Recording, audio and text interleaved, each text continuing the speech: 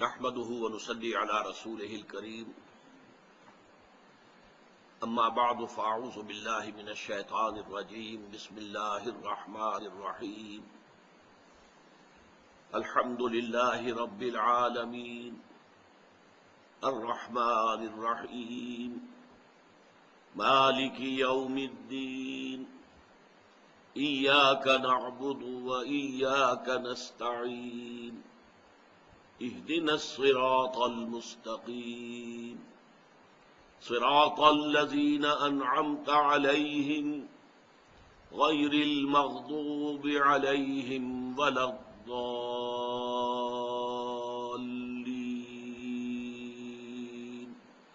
آمين رب اشرح لي صدري ويسر لي أمري واحلل عقدة من لساني يفقهوا قولي اللهم ربنا ألهمنا رشدنا وأعذنا من شرور أنفسنا اللهم أرنا الحق حقا وارزقنا اتباعه وأرنا الباطل باطلا وارزقنا اجتنابه اللهم وفقنا لما تحب وترضى وتقبل منا فإنك خير المتقبلين آمین یا رب العالمین۔ سورہ فاتحہ کے درس کے ضمن میں اس سے قبل 2 نشستیں ہماری منعقد ہو چکی ہیں۔ پہلی نشست میں ہم نے آیت بسم اللہ پر غور کیا اور اس کے ضمن میں خاص طور پر اللہ تعالیٰ کے 3 اسماء حسنی، جن میں سے ایک کے بارے میں بہت سے حضرات کا گمان ہے کہ وہ اللہ کا اسم ذات ہے، اسم علم ہے، اللہ، اور 2 اور اسماء جن میں سے پہلا جو ہے الرحمن، وہ خوبصورت ترین ناموں میں سے ہے اور عزیز ترین ناموں میں سے ہے، محبوب ترین ناموں میں سے ہے اللہ کے۔ ان 3 اسماء حسنی پر تفصیلی گفتگو ہو گئی۔ دوسری نشست میں ہم نے سورہ فاتحہ کا جو مقام ہے مصحف میں، ایک تو یہ کہ دی اوپننگ سورہ آف دی قرآن الفاتحہ، لیکن فلسفہ اور حکمت قرآنی کے اعتبار سے اس کا کیا مقام ہے، اس پر غور کیا تھا۔ صاف نظر آتا ہے کہ یہ سورہ ایک دعا ہے، اس کا بڑا میجر حصہ جو ہے، کم سے کم نصف، وہ ایک دعا پر مشتمل ہے۔ اہدنا الصراط المستقیم صراط الذین انعمت علیہم غیر المغضوب علیہم ولا الضالین، اور اس کا تعلق ہے 4تھی آیت کے نصف آخر سے ایاک نستعین، اے رب ہم تجھی سے مدد مانگتے ہیں اور مانگتے رہیں گے، اور اس مدد کی بلند ترین شکل کیا ہے، اعلیٰ ترین صورت کیا ہے کہ ہمیں صراط مستقیم کی ہدایت بخش۔ لیکن یہاں پر دعا کا اسلوب تو ہے، یہاں کوئی لفظ قل نہیں آیا کہ اے لوگو یہ کہا کرو۔ اس اعتبار سے قرآن کے اول و آخر میں ذرا ایک بڑا لطیف سا فرق اور تفاوت ہے۔ پہلی صورت یہ ہے، آخری 2 صورتیں معوذتین، اور وہ دونوں جو ہے قل سے شروع ہوتی ہیں، قل اعوذ برب الفلق، قل اعوذ برب الناس۔ یہاں یہ نہیں ہے کہ قل الحمد للہ رب العالمین، نہیں، قل کے لفظ کو یہاں پر حذف کر دیا گیا، حالانکہ قل الحمد بھی قرآن میں موجود ہے۔ آپ کے علم میں ہوگا بہت سے حضرات کے کہ سورہ بنی اسرائیل کی آخری آیت ہے وَقُلِ الْحَمْدُ لِلَّهِ الَّذِي لَمْ يَتَّخِذْ وَلَدًا وَلَمْ يَكُن لَّهُ شَرِيكٌ فِي الْمُلْكِ وَلَمْ يَكُن لَّهُ وَلِيٌّ مِّنَ الذُّلِّ وَكَبِّرْهُ تَكْبِيرًا۔ تو قل کے ساتھ بھی الحمد جو ہے قرآن میں موجود ہے، لیکن یہاں نہیں ہے۔ اس کی وجہ کیا ہے؟ در حقیقت یہاں اللہ تعالیٰ اپنی طرف سے کوئی دعا نہیں سکھا رہے ہیں، بلکہ فطرت انسانی کی ترجمانی کر رہے ہیں۔ یہ بات ہم نے سورہ لقمان کے دوسرے رکوع کے ضمن میں بھی اچھی طرح سمجھ لی تھی کہ 2 چیزیں اگر میسر ہوں، نمبر 1، انسان کی فطرت جو ہے وہ اپنی سلامتی اور صحت پر برقرار ہو، نہ وہ کرپٹ ہو نہ پرورٹ ہو، اس کو ہم کہتے ہیں فطرت سلیمہ، اور اس کے ساتھ ہی انسان کی عقل، اگر اس پر نہ تکبر کی پٹی بندھی ہوئی ہو اور نہ تعصب کی، تو اس کو ہم کہتے ہیں عقل سلیم۔ فطرت سلیمہ اور عقل سلیم، یہ 2 چیزیں اگر انسان کو مہیا ہو جائیں تو انسان از خود اس کائنات کے بنیادی حقائق تک پہنچ جاتا ہے. اسے کسی وحی، کسی نبی، کسی رسول کی ضرورت نہیں. محض اپنی فطرت سلیمہ کی رہنمائی میں اور عقل سلیم کے سفر کے نتیجے میں وہ اس حقیقت کو پا لیتا ہے کہ اس کائنات کا ایک خالق ہے، مالک ہے، رب ہے، پروردگار ہے، پالنہار ہے. وہ تمام جو بھی اچھی سے اچھی چیزیں ہو سکتی ہیں، تمام جو بھی محاسن اور کمالات ہو سکتے ہیں، ان سب سے متصف ہے. اس کی صفات کمال جو ہے، اور وہ ہر عیب سے پاک ہے، ہر نقص سے، ہر کوتاہی سے، ہر ضعف سے، ہر احتیاج سے. نمبر 2 یہ کہ انسان کے اعمال جو ہے نیکی اور بدی، یہ بیکار جانے والی چیزیں نہیں ہیں. یہ اکاؤنٹ فار ہو کر رہیں گی، نتیجہ نکلے گا. گندم از گندم برویت جو سے جو. گندم سے گندم اگتی ہے، جو سے جو پیدا ہوتا ہے. اب اگر ایسا دنیا میں نہیں ہو رہا ہے، ہم دیکھتے ہیں کہ نیکوکاروں کے لیے یہاں مصیبتیں ہیں، فقر و فاقہ ہے، تکالیف ہے، اور بدکار، بدماش، شریر، غنڈے، حرام خور یہاں پر عیش کر رہے ہیں، اور اکثر و بیشتر اقتدار اور اختیار معاشرے میں انہی کے ہاتھ میں ہوتا ہے.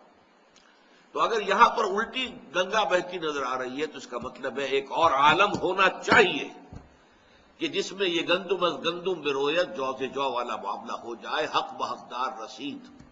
نیکوکاروں کو ان کو نیکی کا پورا بھرپور صلہ اور بدلہ مل جائے، بدکاروں کو اور شریروں کو ان کی شرارتوں اور بدکاریوں کی پوری پوری سزا مل جائے. یہ ہے 2 بنیادی حقائق جن تک کہ انسان از خود پہنچ جاتا ہے.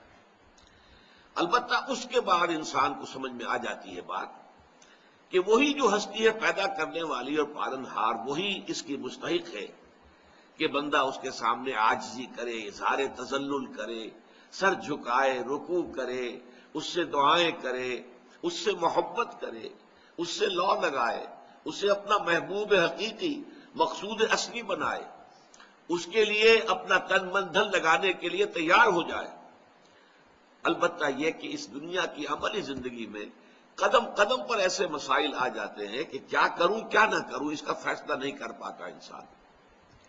بال سے زیادہ باریک اور تلوار کی دھار سے زیادہ تیز جو ہے وہ انسان اس دنیا میں محسوس کرتا ہے کہ ہر قدم پر یہ دوراہا آ گیا، اب میں کیا کروں. اس کی عقل قاصر ہے، اس تفصیلی ہدایت کے لیے وہ محتاج ہے اللہ کا. اللہ بتائے اسے کہ وہ کیا کرے کیا نہ کرے. انفرادی سطح پر تو پھر بھی اس کے اندر اللہ تعالیٰ نے نیکی اور بدی کی جو پہچان ودیت کر دی ہے، تو انفرادی اپنے رویے میں تو انسان پھر بھی اپنی فطرت کی رہنمائی میں سفر کر سکتا ہے. اجتماعی معاملات میں آ کر اس کے سوا کوئی چارہ کار نہیں ہے کہ گھٹنے ٹیک کر، اور یہ میں آپ کے اس لیے الفاظ استعمال کر رہا ہوں، آپ کو معلوم ہے کہ عیسائیوں کی عبادت جو ہے وہ گھٹنے ٹیک کر ہوتی ہے، وہ سجدہ وغیرہ اس میں نہیں ہے، لیکن دے نیل ڈاؤن، ان کے جو گھٹنے سے زمین پر لگ جاتے ہیں. تو گھٹنا ٹیکنا ہمارے ہاں بھی ہے. گھٹنے ٹیک کر اللہ تعالیٰ سے یہ دعا کی جائے کہ پروردگار تو ہی ہدایت عطا فرما. وہ لمیٹیشن میں پہلے بیان کر چکا ہوں. عورت جو ہے محض عورت ہونے کے ناطے سوچ سکتی ہے، غور کر سکتی ہے. اس کے احساسات ایک عورت کے احساسات ہیں، مرد کے احساسات کا اسے کوئی اندازہ نہیں ہو سکتا. وہ اگر سوچے گی تو ایسا نظام بنائے گی جس میں عورت کے حقوق پوری طرح محفوظ ہو جائیں. مرد کا بیڑا غرق ہوتا ہے تو ہوتا ہے. مرد اگر سوچتا ہے تو ظاہر بات ہے بحیثیت مرد سوچتا ہے، اس کے احساسات جو ہے وہ صرف بحیثیت مرد ہیں. وہ اپنے مسائل کو جانتا ہے، وہ اپنے جو تقاضے ہیں، مطالبے ہیں، ان کو پہچانتا ہے. وہ نظام بنائے گا تو عورت کو وہ بھیڑ بکری کی طرح کی ایک ملکیت بنا دے گا، جوتی کی نوک بنا دے گا، کوئی حیثیت اس کی نہیں رہے گی. اسی طرح مزدور اپنے مسائل کو جانتا ہے، اس کے سر پر سوار ہے مسائل. اسے اس سے غرض نہیں کارخانے دار کا بیڑا غرق ہوتا ہے یا جو بھی کچھ ہو، اسے تو اپنے مسائل کا حل چاہیے. وہ نظام بنائے گا تو وہ تو ظاہر باتیں ویسے ہی ہوں گے. اسی طریقے سے کارخانے دار کے اپنے مسائل ہیں، وہ نظام بنائے گا تو کچھ اور سوچے گا. اسے اس سے کیا بحث ہے کہ مزدور کا بچہ جو ہے بغیر دوائی اور دوا دارو کے وہ ایڑیاں رگڑتا ہوا مر رہا ہے تو مرے. اسی طریقے سے حکومت جو ہے وہ استحکام چاہتی ہے، امن چاہتی ہے. چاہے وہ امن جو ہے وہ جیل کے اندر، جیل خانے کے اندر کے امن کے مترادف ہو کسی کو کوئی بولنے کا حق نہ ہو، کوئی چو نہ کرے، بس کام کرتے رہیں، حکومت کا ڈنڈا جو ہے وہ مضبوط ہو، وہ چلتا رہے، ٹوٹلیٹیرین ایک نظام ہو جائے۔ عوام چاہتے ہیں ہمیں کچھ حقوق حاصل ہو، کچھ اختیارات ہو، ہماری بھی کچھ سے ہونی چاہیے، حل لنا من الامر بالشیء۔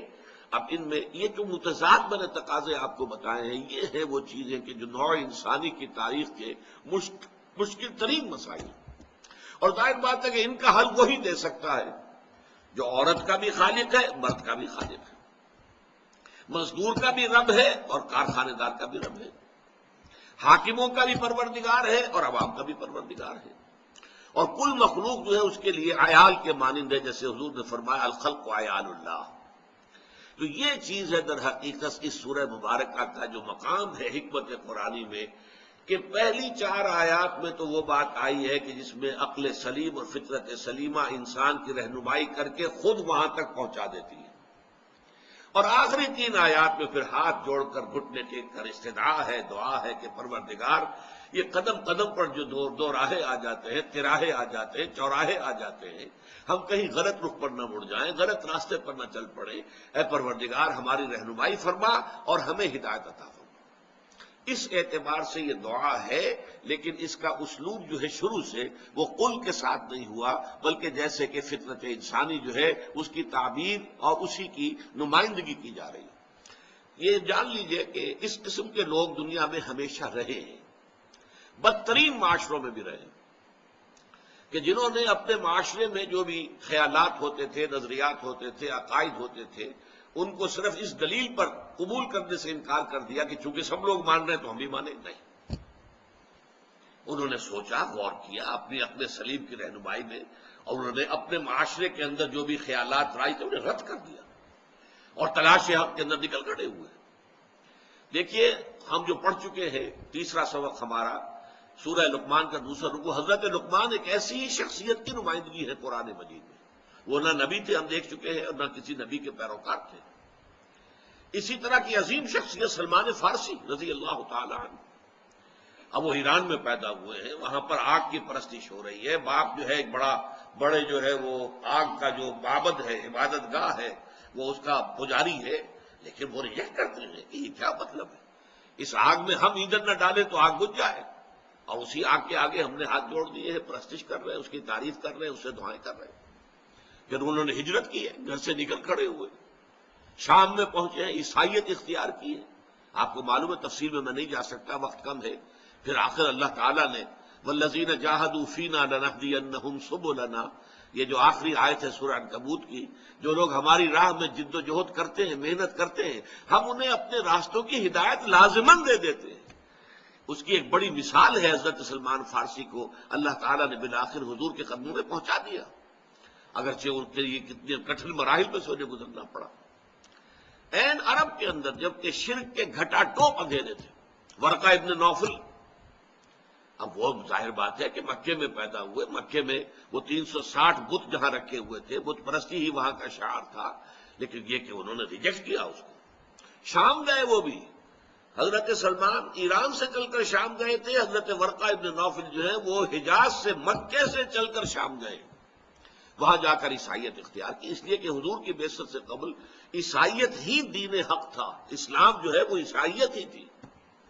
وہاں جا کر عیسائی ہوئے، پھر انہوں نے تورات کا علم حاصل کیا، اتنا علم حاصل کیا، عبرانی زبان سیکھی، کان یکتب التوراۃ فی العبرانیہ، یہ ان کی شان میں الفاظ آتے ہیں کہ وہ عبرانی زبان میں تورات لکھا کرتے تھے، عبرانی زبان کے اتنے بڑے عالم تھے، اور انہوں نے حضور کی تصدیق کی تھی، اگرچہ چونکہ ابھی حضور کی رسالت کا آغاز نہیں ہوا تھا، ابھی پہلی وحی آئی تھی جس سے نبوت کا ظہور ہوا، لیکن وہ جو وحی آئی ہے سورہ مدثر کی آیات کی، یا ایھا المدثر قم فانذر وربک فکبر، رسالت کا آغاز اس سے ہوا ہے، ابھی وہ آیاتیں نازل نہیں ہوئی تھی، یہی وجہ ہے کہ انہیں صحابہ میں شمار نہیں کیا گیا، اس لیے کہ ابھی ایمان لانے کی دعوت ہی نہیں تھی، اگرچہ انہوں نے تصدیق کی ہے، لیکن اس سے پہلے کہ حضور پر سورہ مدثر کی آیات نازل ہوتی ان کا انتقال ہو گیا۔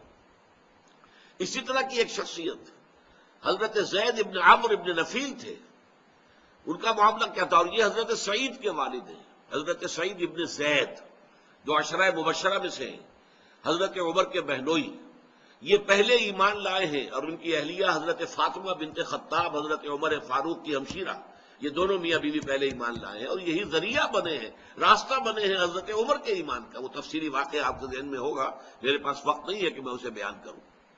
یہ انہی زید کے بیٹے ہیں، سعید ابن زید۔ ان کا حال کیا تھا کہ مکے میں وہ رہتے تھے، صاف تمام بت پرستی سے تائب ہو کر ان میں کچھ نہیں ہے، کیا ہم بتوں کو پوجتے، اپنے ہاتھوں سے تراشے اور پوجنا شروع کر دیا۔ پھر وہ کعبے کے پردے پکڑ پکڑ کر دعا کیا کرتے ہیں، اللہ میں صرف تیری بندگی کرنا چاہتا ہوں، نہیں جانتا کیسے کروں۔ یہ ان کی کیفیت تھی، اسی حال میں ان کا انتقال ہوا ہے۔ یہی تو وجہ ہے، وہ موحد کامل زید، ان کا بیٹا جو ہے سعید ابن زید، وہ عشرہ مبشرہ میں شامل ہے، اور اسی کے ذریعے سے ایمان جو ہے، اس کی دولت حضرت عمر خطاب رضی اللہ تعالی عنہ تک پہنچی۔ تو یہ ہے اصل میں اس سورہ فاتحہ کا مقام قرآن مجید میں فلسفہ اور حکمت کے اعتبار سے۔ اب آئیے ہم اس کا لفظ بلفظ مطالعہ شروع کرتے ہیں۔ نوٹ کر لیجئے، اس کی پہلی 3 آیات مل کر ایک جملہ بنتے ہیں، آخری 3 آیات مل کر بھی ایک جملہ بنتے ہیں، لیکن درمیانی جو چوتھی آیت ہے اس کے اندر ایک آیت میں 2 جملے ہیں۔ ارشاد ہوتا ہے الحمدللہ رب العالمین، کل حمد، کل ثنا، کل شکر اللہ کے لیے ہے جو تمام جہانوں کا پروردگار و پالنہار اور مالک ہے۔ اب پہلی آیت ہے یہ، اور یوں سمجھیے کہ جب ہم یہ مان لیں، جیسا کہ ہم بحث کر چکے ہیں کہ آیت بسم اللہ جو ہے وہ سورہ فاتحہ کا جز نہیں ہے، تو گویا قرآن کا پہلا لفظ کیا ہے؟ الحمد، الحمدللہ۔ اب اس کی اہمیت اور عظمت پر غور کیجیے۔ حمد کے معنی ہمارے ہاں اردو تراجم میں تعریف اللہ کے لیے، یہ بہت ہی ناقص ترجمہ ہے۔ حمد اصل میں 2 چیزوں کا مجموعہ ہے، شکر اور ثنا، دونوں چیزوں کو جمع کریں گے تو حمد بنے گا، اور یہ لفظ ہمارے دین کے اعتبار سے نہایت اہم ہے، نہایت اہم ہے، نہایت اہم۔ بدقسمتی سے اس کا حق ادا نہیں کیا جاتا، غور و فکر کا۔ دیکھیے یہ لفظ کتنا اہم ہے کہ حضور کے نام جو ہے وہ اسی سے ماخوذ ہے، محمد، احمد، حامد، یہ تمام نام حضور کے جو ہے اسی حمد سے ہے۔ اس امت کو نام دیا گیا حمادون، یہ جو امت ہے محمد کی صلی اللہ علیہ وسلم، یہ حمادون ہے۔ اور قیامت کے بارے میں آتا ہے میدان حشر میں، حضور فرماتے ہیں لواء الحمد بیدی، حمد کا جھنڈا میرے ہاتھ میں ہوگا۔ وہ جو دربار لگے گا آخرت کا، یوم قیامت کا، خدا خود میر محفل بود اندر لامکاں خسرو، یہ شعر جو ہے، اور محمد شب محفل بود شب جائے کہ من بودم، کہ رات جو میری کیفیت تھی اور جس حال میں رہا ہوں تو وہ یہ ہے کہ اللہ تعالیٰ اس محفل لامکانی کے صدر تھے، خدا خود میر محفل بود اندر لامکان، یہ کسی مکان میں نہیں ہوا، مکان لامکان، اور محمد شب محفل بود شب جائے کہ من بودم۔ لیکن یہاں جو حدیث میں نقشہ کھینچا گیا ہے، جب دربار اخروی لگے گا، عدالت لگے گی آخرت کی، تو وہاں پر ایک جھنڈا ہوگا لواء الحمد، اللہ کی حمد کا جھنڈا، اور وہ حضور کے دست مبارک میں ہوگا، لواء الحمد بیدی۔ اچھا، اسی طرح ایک بڑی عجیب بات حضور نے فرمائی ہے کہ اس دن میں اللہ کی حمد بیان کروں گا۔ اب یہ جو دربار لگے گا اللہ تعالیٰ کا، تو پہلے اللہ تعالیٰ کی حمد و ثنا ہوگی نا۔ یہ حمد و ثنا کرنے کا مقام اور مرتبہ کس کو حاصل ہوگا؟ محمد الرسول اللہ۔ لیکن حضور فرماتے ہیں اس دن میں اللہ کی جو حمد بیان کروں گا وہ آج نہیں کر سکتا۔ کیا وجہ؟ دیکھیے حمد کا سارا دار و مدار آپ کی اپنی انڈرسٹینڈنگ اور اپریسیشن پر ہے۔ کسی شے میں کتنا حسن ہے ہر شخص اس کا ادراک نہیں کر سکتا، اس کے لیے بھی صلاحیت درکار ہے۔ کوئی کسی مصور کی پینٹنگ ہے، اس پینٹنگ کے اندر کیا کیا محاسن ہیں وہ کوئی ماہر جو ہے مصور جو اس فن سے واقف ہے وہی جانتا ہے، اور جتنا کوئی شخص جانتا ہے اتنی ہی پھر وہ تعریف کر سکے گا۔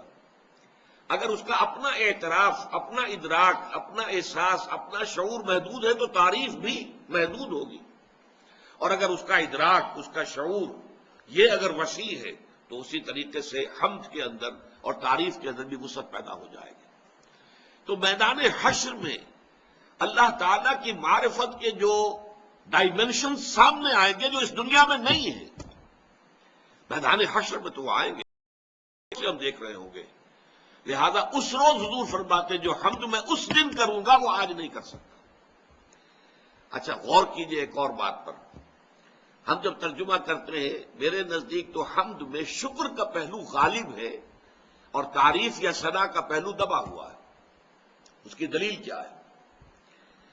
آپ کو معلوم ہے کہ حضور کے معمولات میں ادعیاء مسنونہ کی بڑی اہمیت ہے، اور ذکر کثیر کا سب سے بڑا ذریعہ یہ ہے. ذکر کثیر، واذکروا اللہ ذکر کثیرا لعلکم تفلحون، اللہ کا ذکر کثرت سے کرو. اور کہا جاتا ہے قیاما وقعودا وعلی جنوبہم، کھڑے ہو کر، بیٹھے ہوئے، لیٹے ہوئے اللہ کا ذکر کرو. اس کی بہترین شکل کیا ہے؟ دنیا کا ہر کام کرتے ہوئے اللہ کی حمد کرو، اللہ سے دعا کرو، اللہ کا شکر ادا کرو. چنانچہ دیکھیے آپ بیت الخلاء سے باہر نکلے، اگر نجاستیں جو ہے جسم سے فضلات نکل گئے، طبیعت کے اندر ہلکا پن ہوتا ہے، ایک انشراح ہوتا ہے. اس وقت کا ورد کیا ہے؟ الحمدللہ الذی اذھب عنی الاذی وعافانی. اب یہ مقام شکر ہے. اگر یہی فضلات جسم میں رہ جائیں، قبض شدید ہو جائے، کیا حشر ہوگا انسان کا، کیا کیفیت بیتتی ہے انسان پر. پیشاب رک جائے، کیا قیامت آتی ہے انسان پر. اگر اس کا احساس و ادراک ہو تب یہ جو لفظ نکلے گا الحمدللہ الذی اذھب عنی الاذی وعافانی، کل شکر اس اللہ کے لیے ہے جس نے مجھ سے ان اذیت بخش چیزوں کو دور کر دیا. یہ اگر میرے جسم میں رہ جاتی تو اذیت کا، مرض کا، بیماری کا موجب ہوتی. انہیں دور کر دیا، مجھے عافیت بخشی، عافانی. صبح آنکھ کھلی، الحمدللہ الذی احیانی بعد ما اماتنی والیہ النشور. کل شکر اس اللہ کا ہے جس نے مجھے پھر زندگی عطا کر دی اس کے بعد کہ مجھ پر موت طاری کر دی تھی. نیند جو ہے وہ موت کی بہن ہے، آدھی موت ہے. تو گویا کہ صبح اگر اٹھے ہیں تو ایک نئی زندگی ملی ہے.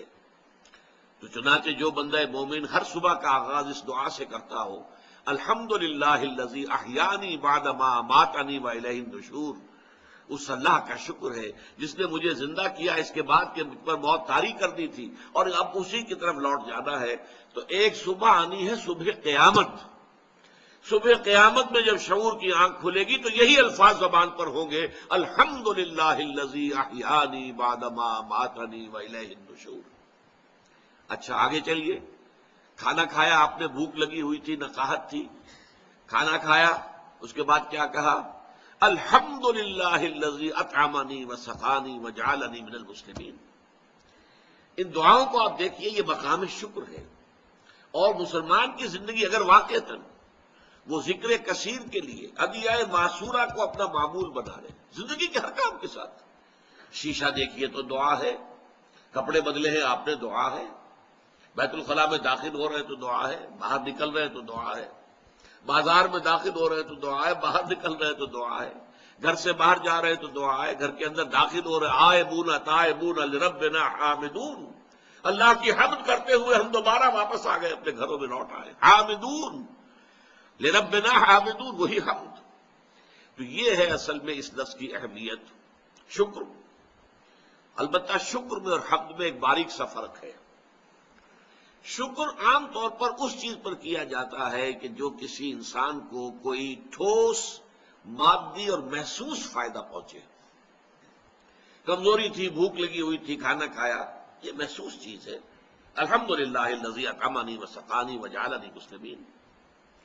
اسی طریقے سے کوئی آپ کو دولت مل گئی ہے، کوئی کامیابی مل گئی ہے دنیا میں، کسی طرح کا امتحان میں آپ اچھے نمبر لے کے پاس ہو گئے، الحمد. شکر جو ہے کیا جاتا ہے اس پر. اور حمد کوئی حسن، کوئی خوبی، کوئی خیر، کوئی کمال، کوئی جمال، اس کے اوپر ثنا کرنا، تعریف کرنا، حمد میں یہ بھی داخل ہے. تو شکر صرف محسوس، مادی اور ٹھوس کسی شے پر جس سے کہ انسان کو فائدہ پہنچا، جبکہ حمد میں شکر کے علاوہ یہ بھی شامل ہے یا اگر کہیں کوئی حسن ہے، کوئی جمال ہے، کوئی کمال ہے، کوئی خیر ہے، تو اس کا کوئی پرفیکشن کا کوئی مظہر ہے تو اس کی بھی حمد کی جائے گی۔ اگرچہ یہاں بھی یہ جو باریک فرق میں نے بیان کیا ہے ایک اور باریک انداز میں ختم بھی ہو جاتا ہے، یہ دونوں کے اندر بڑی باریک سی لکیر ہے۔ اس کے لیے ورڈز کی جو ایک نظم ہے ڈیفوڈلز، اس کا میں حوالہ دیا کرتا ہوں کہ شاعر نے نقشہ کھینچا ہے اس میں کہ میں ایک شام گھوم رہا تھا ایسے ہی، اور ایک پہاڑی سی راستے میں آ گئی، میں اس کے اوپر چڑھا، اس پہاڑی کی چوٹی پر پہنچا تو دوسری طرف جو وادی نظر آئی مجھے، اس میں ایک عجیب منظر میں نے دیکھا، پوری وادی ڈیفوڈلز کے پودوں سے بھری ہوئی، اور پھول جو ہے ڈیفوڈلز کے وہ لہرا رہے تھے ہوا کے اندر جیسے کہ رقص کر رہے ہو، ناچ رہے ہو۔ تو یہ جو منظر میں نے دیکھا، اب دیکھیے اس سے کوئی مادی فائدہ تو نہیں ہوا، کیا ہوا؟ کوئی شے نہیں مل گئی، کوئی دولت نہیں مل گئی، لیکن یہ کہ اس کا احساس شاعر کا جو ہے کس قدر لطیف ہے۔ I gazed and gazed but little thought what wealth the scene to me had brought.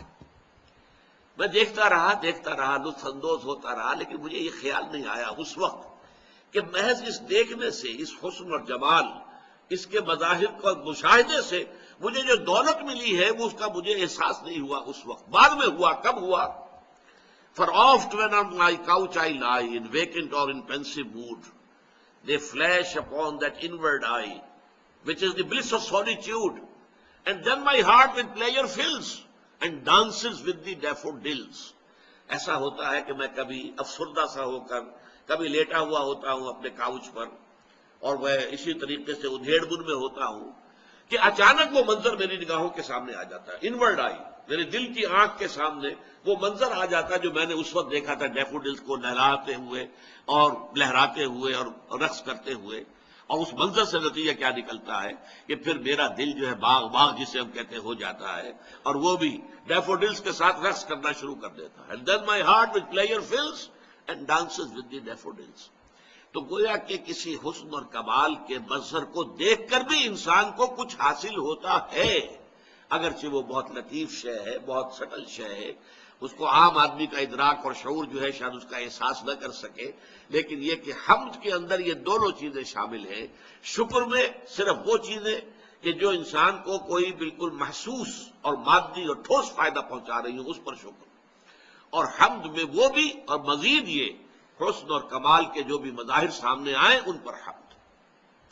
اب فرمایا الحمد، الحمد الف لام حسر کا ہے، الحمد، کل حمد، تمام حمد، یہ توحید کا بہت بڑا کلمہ ہے، اس لیے کہ جو بھی ہمیں کوئی خیر نظر آ رہا ہے، خوبی نظر آ رہی ہے، حسن نظر آ رہا ہے، جمال و کمال نظر آ رہا ہے، اس سب کا منبع ذات باری تعالی ہے۔ آپ پھول کو دیکھ کر پھول کی تعریف کرتے ہیں، پھول میں کوئی حسن ہے تو اللہ نے پیدا کیا ہے، تعریف اللہ کی کیجئے۔ آپ نے کھانا کھایا ہے، اس سے آپ کو توانائی ملی ہے، کھانے کی تعریف نہ کیجئے، کھانے کی حمد نہ کیجئے، اللہ کی حمد کیجئے جس نے کھانا آپ کے لیے بنایا ہے۔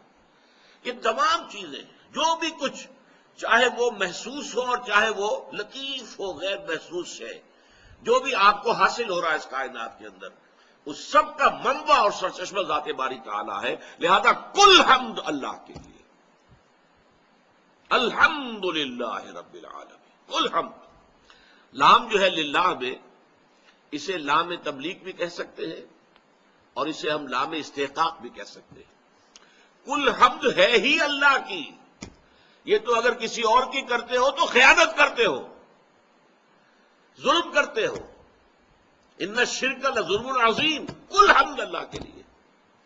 یہی وجہ دیکھیے احادیث میں آتا ہے التسبیح نصف المیزان والحمدللہ قبلہ، تسبیح سبحان اللہ، اس سے اللہ تعالی کی معرفت کی میزان آدھی پر ہو جاتی ہے۔ اس کا مطلب کیا ہے؟ اللہ ہر نقص سے، ہر عیب سے، ہر کوتاہی سے، ہر ذوق سے، ہر احتیاج سے پاک ہے، اعلیٰ ہے، منزہ ہے، عرفہ ہے۔ یہ تو ایک پہلو ہو گیا، یہ منفی پہلو ہے، اس میں کوئی عیب نہیں، کوئی کمی نہیں، کوئی احتیاج نہیں، کوئی کسی طرح کی تقصیر نہیں، کوئی ضعف نہیں، یہ نفی ہو رہی ہے۔ یہ سبحان اللہ، الحمدللہ تمام کمالات، تمام محاسن اللہ کی ذات میں جمع ہے، یہ الحمد۔ التسبیح نصف المیزان والحمدللہ تملأہ، تو در حقیقت کل حمد اللہ کا ہے، اللہ کی ملکیت ہے، اسی کی ہونی چاہیے۔ اگر کسی اور کے لیے آپ نے اس کو ڈائریکٹ کر دیا تو در حقیقت یہ خیانت کی، یہ شرک ہے۔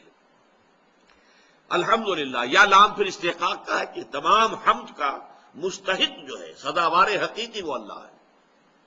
رب العالمین، اب میں نے عرض کیا تھا یہ جملہ ایک بنتا ہے، الحمدللہ، الحمد مبتدا، للہ خبر۔ اب یہ اللہ کے لیے بدل آ رہے ہیں۔ کون اللہ؟ وہ کہ جو رب العالمین ہے، وہ کہ جو رحمان ہے، وہ کہ جو رحیم ہے، وہ کہ جو مالک یوم الدین ہے۔ جملہ ایک ہی ہے۔ یہ باقی دو آیتیں جو ہے پہلی آیت کے تابع ہیں۔ الحمدللہ رب العالمین، کل ثنا، کل حمد، کل شکر اللہ کے لیے ہے جو تمام جہانوں کا پروردگار ہے، جو رحمان اور رحیم ہے، جو مالک یوم الدین ہے۔ اب آئیے رب العالمین، رب کے معنی کیا ہے؟ یہاں میں نوٹ کرا دوں آپ کو، سورہ فاتحہ کی تفسیر پر مولانا ابوالکلام آزاد نے 250-300 صفحے لکھے ہیں، بڑے سائز کے باریک رسم الخط میں۔ یہ ام الکتاب ہے، یہ اساس القرآن ہے، ام القرآن ہے۔ اب میں کچھ چیزیں تھوڑی سی بیان تو کروں گا، لیکن ظاہر بات ہے کہ ہمیں تو صرف اس منتخب نصاب کے حوالے سے اس کے سیلینٹ فیچرز کو سمجھنا ہے۔ رب کے دو معنی ہیں، مالک اور پروردگار، پالن ہار، پرورش کنندہ، اور یہ دونوں چیزیں لازم و ملزوم ہیں۔ اگر کوئی شے آپ کی ملکیت میں، آپ چاہیں گے کہ اس کی ترقی ہو، آپ پالیں گے، پوسیں گے، مال ہے آپ کے پاس، مال بڑھے، آپ چاہیں گے کہ بڑھے، لہذا پرورش اور بڑھانا، بڑھوتری کرنا، کسی شے کو اس کے نقطۂ عروج تک پہنچانے کی کوشش کرنا، یہ ملکیت کا لازمی تقاضا ہے۔ تو رب جو ہے مالک ہے تمام جہانوں کا، نمبر ایک، اور پروردگار ہے، پالن ہار ہے۔ چنانچہ امام راغب نے جو اس کی رب کی تشریح کی، تربیت اور رب ربوبیت کیا ہے، انشاء الشیء حالا فحالا الی حد التمام، کسی شے کو ایک کے بعد دوسری کیفیات سے درجہ بدرجہ گزارتے ہوئے اس کے مقام کمال تک پہنچا دینا۔ اسی لیے ہم کہتے ہیں تربیت، ربیانی کا صغیرہ، پروردگار میرے والدین پر رحم فرما، وقل رب ارحمہما کما ربیانی صغیرہ، میرے والدین نے مجھے پالا اور پوسا، چھوٹا سا تھا، پروان چڑھایا، میری ضروریات وہاں پہنچائیں، تو پروردگار اسی طرح تو ان پر رحم فرما۔ تو رب العالمین، عالمین عالم کی جمع ہے۔ عالم اور عالم میں کیا فرق ہے، اس کو جان لیجئے۔ عالمہ کے معنی ہے کوئی شے جان لینا، اور علامہ حروف اصلی وہی ہے، صرف زیر اور زبر کا فرق ہے۔ علامہ جان لیا، علامہ علامت بنا دیا، نشان، کسی شے کی پہچان مقرر کر دی۔ لہذا عالم وہ شے ہے جس کے ذریعے سے کسی کو پہچانا جائے۔ یہ کل کائنات در حقیقت اس لیے ہے کہ اللہ کو پہچانا جائے۔ اور عالمین، یہ عالم آخرہ ہو یا عالم دنیا ہو، یہ عالم امر ہو یا عالم خلق ہو، یہ عالم انس ہو یا عالم جن ہو، کوئی بھی ہو، مادی عالم ہو، روحانی عالم ہو، یہ سب کے سب عالمین، ان سب کا پروردگار، اور ان سب کے ذریعے سے اللہ تعالیٰ کی پہچان حاصل کی جائے۔ گویا کہ یہاں اس کے معنی وہی ہو گئے جو لفظ آیت جس مفہوم میں قرآن مجید میں آتا ہے، ان فی خلق السماوات والارض واختلاف اللیل والنہار والفلک التی تجری فی البحر بما ينفع الناس وما انزل اللہ من السماء من ماء فاحیا به الارض بعد موتها وبث فیہا من کل دابۃ وتصریف الریاح والسحاب المسخر بین السماء والارض لآیات لقوم یعقلون۔ آسمان اور زمین کی تخلیق میں، رات اور دن کے الٹ پھیر میں، اور یہ جو اللہ آسمان سے بارش برساتا ہے، اس کے ذریعے سے زمین میں ہر طرح کی رویدگی پیدا کرتا ہے، اور یہ جو اللہ نے ہر طرح کے جاندار زمین میں پھیلا دیے ہیں، اور یہ جو ہواؤں کا چلنا ہے، اور یہ جو کشتی کا سمندر میں یا دریا میں چلنا ہے، اور یہ جو پھر بارش کا برسنا ہے، اور یہ جو بادلوں کے ذریعے سے، ہوا کے ذریعے سے بادل ادھر سے ادھر جاتے ہیں، جو معلق ہے آسمان و زمین کے مابین، یہ سب اللہ کی آیات ہیں۔ لآیات لقوم یعقلون، ان لوگوں کے لیے کہ جو عقل سے کام لیں۔ اسی طرح یہ تمام چیزیں عالم ہیں، علم ہے، علامت ہے اللہ کی، ان کو دیکھو، اللہ کو پہچانو۔ الحمدللہ رب العالمین۔ الرحمن الرحیم پر ہماری گفتگو ہو چکی ہے تفصیل سے، اس وقت میں اس کو دہراؤں گا نہیں۔ آیت بسم اللہ کے ذیل میں الرحمن الرحیم، ایک ہی مادہ رحمت سے یہ دو نام ہیں، کیوں ہیں، کیا مختلف آ رہا ہے، میری رائے کیا ہے وہ بیان کر چکا ہوں۔ تیسری آیت ہے مالک یوم الدین، جو جزا و سزا کے دن کا مختار مطلق ہے۔ اب اس ایک جملے میں، جملہ نہیں ہے یہ ترکیب اضافی ہے، مالک یوم الدین، جزا و سزا کے دن کا مالک، تو اس سے جملہ تو نہیں بنتا، یہ تو در حقیقت تابع آ رہا ہے۔ الحمدللہ رب العالمین، الرحمن الرحیم، مالک یوم الدین، یہ چار بدل ہیں اللہ کے، کہ اللہ تمام تعریفیں، تمام ثنا، تمام شکر، تمام حمد اللہ کی ہے، جو تمام جہانوں کا پروردگار و مالک ہے، جو رحمان ہے، جو رحیم ہے، جو جزا و سزا کے دن کا مالک ہے۔ پہلی بات یہ سمجھیے، دین کہتے ہیں بدلے کو، یوم الدین بدلے کا دن، اسی سے لفظ دین ہے، دین قرضے کو کہتے ہیں۔ ایک ہے صدقہ، خیرات، ہدیہ، تحفہ، یہ واپس نہیں آیا کرتا، نہ واپس لینے کے لیے دیا جاتا ہے۔ ہدیہ دے دیا بس، تو اب اس کی ملکیت ہو چکی ہے، واپس نہیں آنا ہے اس کو۔ دین وہ ہے جو واپس آتا ہے۔ اسی طرح انسانی اعمال کے نتائج جو واپس آئیں گے وہ دین ہے۔ آج آپ جو ہے بڑی اپنے آپ کو آزاد محسوس کر رہے ہیں، جو چاہے کریں، اما شاکرم و اما کفورا، آپ اللہ کے شکر گزار بندے بن کر رہیں یا ناشکرے بن کر رہیں، آپ کو آزادی ہے۔ آپ جو چاہیں کریں، نیکیاں کمائیں، آپ شرارتیں کریں، بدماشیاں کریں، آپ کو کھلی چھوٹ ہے، کوئی پکڑ نہیں۔ کلا ان الانسان لیطغی، انسان سرکشی پر آمادہ ہو ہی جاتا ہے۔ کیوں ہو جاتا ہے؟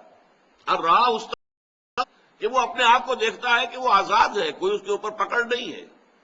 اس نے جھوٹ بولا اور زبان پہ چھالا تک نہیں پڑا، کچھ نہیں ہوا، کوئی تکلیف نہیں ہوئی۔ اس نے کسی کا حرام مال کھایا، یتیم کا مال ہڑپ کر لیا، پیٹ میں درد بھی نہیں ہوا، لہذا کوئی تکلیف نہیں ہے۔ یہ ہے اصل میں، چونکہ یہ دنیا جو ہے یہ مادی قوانین کے اعتبار سے کامل ہے۔ نوٹ کیجئے میرے ان الفاظ کو، یہ دنیا مادی قوانین کے اعتبار سے کامل ہے۔ سنکھیا آپ نے کھایا، آپ مر جائیں گے، چاہے بھول کے کھایا، چاہے جان کے کھایا، کیسے بھی کھایا، اس کا نتیجہ لازماً نکلے گا، مریں گے۔ لیکن آپ جھوٹ بولیں گے، کچھ بھی نہیں ہوگا۔ آپ کسی کا مال ہڑپ کریں گے، کچھ بھی نہیں ہوگا۔ آپ کسی پر زیادتی کریں گے، کچھ بھی نہیں ہوگا۔ اس حوالے سے اس کا واپس آنے کا جو پروسیس ہے کہ اس کے نتائج آنے ہیں، ان الی ربک الرجعی، تمہیں اپنے رب کی طرف لوٹ کر جانا ہے، اور پھر وہاں تم لوٹ کر جاؤ گے اپنے رب کے پاس، اور تمہارے اعمال کے نتائج لوٹ کر آئیں گے تمہارے سامنے۔ پھر انسان دیکھے گا، جس شخص نے نیکی ذرے کے برابر نیکی کمائی ہوگی، اپنے سامنے موجود پائے گا۔ مثقال ذرۃ خیرا یرہ ومن یعمل مثقال ذرۃ شرا یرہ، جس کو دیکھ کر کے سورہ کہف میں نقشہ کھینچا گیا ہے، کتنا بڑا کوئی کمپیوٹر ہوگا وہ اللہ کا، آخرت کا کمپیوٹر، کہ بس ایک بٹن دبانے کی دیر ہوگی، جیسے کمپیوٹر میں آپ دباتے ہیں اور پوری فلم آپ کی زندگی کے سامنے آ جائے، پوری فلم۔ اب کون جھٹلائے گا اس سے؟ اس کتاب، اس اعمال نامے کے بارے میں انسان چیخے گا، ما لہذا الکتاب لا یغادر صغیرۃ ولا کبیرۃ الا احصاها ووجدوا ما عملوا حاضرا۔ یہ کیسی کتاب ہے، یہ کیسا ریکارڈ ہے، یہ کیسا اعمال نامہ ہے، اس نے تو مائنیوٹسٹ ڈیٹیلز کو بھی اومٹ نہیں کیا ہے، ہر چیز کا حساب کیا ہوا ہے، لہذا جو بھی کچھ کیا ہوگا موجود پائیں گے۔ اب اگلی بات کیا فرمائی اس ٹکڑے کے اندر، مالک یوم الدین، ایک دن آنا ہے جس دن کے جزا و سزا کے فیصلے ہوں گے۔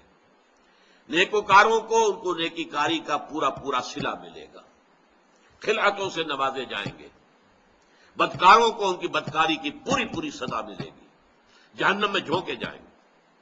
اور اصل بات کیا ہے؟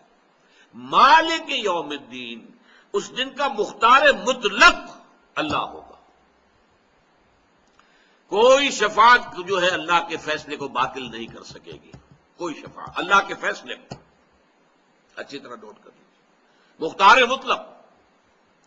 اس لیے کہ دنیا میں سب سے بڑا دھوکہ جو انسانوں کو لگا ہے وہ کیا ہے؟ ہاں جزا و سزا ہے، بدلہ ہے، آخرت ہے، جانا ہے، لیکن وہاں ہمارے چھڑانے والے موجود ہیں۔ یہ ہمارے دیوی دیوتا، آخر ہم ان کی جو ٹنڈرت کرتے ہیں، پوجتے ہیں، ان کو حلوے مانڈے ان کے سامنے رکھتے ہیں، ان کے نام کی جے پکارتے ہیں، جے جے کار کرتے ہیں، تو کس لیے؟ یہ ہمارے کام آئیں گے، وہاں چھڑا لیں گے۔ ہؤلاء شفعاؤنا عند اللہ، یہ اللہ کے ہاں ہمارے سفارشی ہوں گے، چھڑا لیں گے ہمیں۔ یہ ہے بات جس کی نفی کی، مالک یوم الدین۔ اس روز ایک طرف پکارا جائے گا لمن الملک اليوم، آج کے دن کس کا ہے اختیار مطلق؟ للہ الواحد القہار، اس اللہ کے لیے ہے کہ جو اکیلا ہے، تنہا ہے اور قہار ہے، چھایا ہوا ہے، پوری طرح بستوڑی ہے۔ تو مالک یوم الدین، جزا و سزا کے دن کا مالک ہے۔ یہ تین آیتیں جیسا کہ میں نے عرض کیا مل کر ایک جملہ بنی۔ الحمد مبتدا، للہ جار مجرور، لیکن یہ بدل من ہو۔ اس کا پہلا بدل کیا ہے؟ رب العالمین، دوسرا الرحمن، تیسرا الرحیم، چوتھا مالک یوم الدین۔ کل حمد، کل ستائش، کل ثنا، کل شکر اس اللہ کے لیے جو تمام جہانوں کا مالک اور پالنہار ہے، رحمان ہے۔ اس کی رحمت ٹھاٹھے مارتے ہوئے سمندر کے مانند ہے، رحیم ہے، ساتھ ہی اس کی رحمت میں دوام ہے، استقلال ہے، تسلسل ہے۔ مالک یوم الدین، جزا و سزا کے دن کا مختار مطلق ہے کہ اس کے فیصلے کے آگے آنے والا کوئی نہیں ہوگا۔ من ذا الذی یشفع عندہ الا باذنہ، کون ہے وہ جو شفاعت کر سکے گا اس کے پاس؟ ہاں مگر اس کی اجازت سے، اس کے فیصلے کے بغیر، اس کے اذن کے بغیر تو کوئی زبان نہیں کھول سکے گا۔ لا یتکلمون الا من اذن لہ الرحمن وقال صوابا، فرشتے بھی کھڑے ہوں گے، اولیاء اللہ بھی ہوں گے، انبیاء بھی ہوں گے، سب ہوں گے، کوئی زبان نہیں کھول سکے گا لا یتکلمون الا اس کے سوائے کہ جس کو اللہ تعالیٰ نے اذن دیا ہو، اور جو بھی زبان کھولے گا وہ حق بات کہے گا، صحیح کہے گا، ناانصافی کی بات نہیں کرے گا۔ یہ پہلا حصہ ہے اس سورہ مبارکہ کا۔ اگلی نشست میں انشاءاللہ اس کا دوسرا حصہ ہم پڑھیں گے۔ بارک اللہ لی ولکم فی القرآن العظیم ونفعنی وإیاکم بالآیات والذکر الحکیم۔